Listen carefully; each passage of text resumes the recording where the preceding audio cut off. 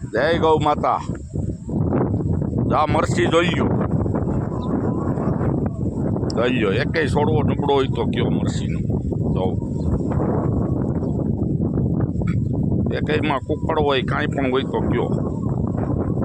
42 degree તાપમાન હતું ને ત્યારે સોંપેલી છે આ વર્મી કમ્પોઝ ને એડવાન્સ જીવામૃતની કમાલ.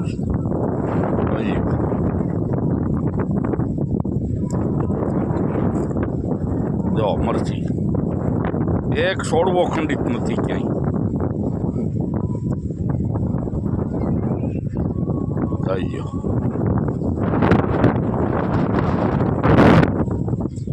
અને આ છોડવા છે ને આ ગ્રાફિકલ છે રીંગણીમાં,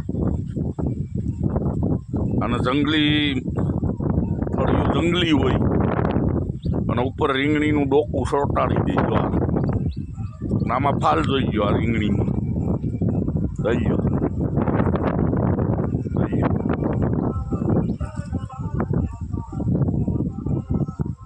આ એડવાન્સ જીવામૃત વર્મી કમ્પોઝ ખાતર જોવું.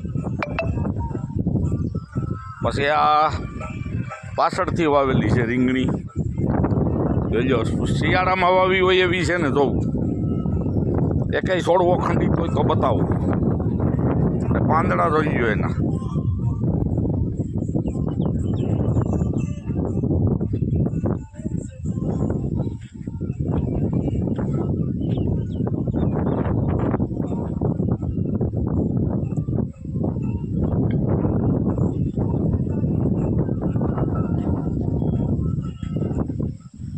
પારા ચડાવવાનું કામ હાલે છે રીંગણીમાં. તો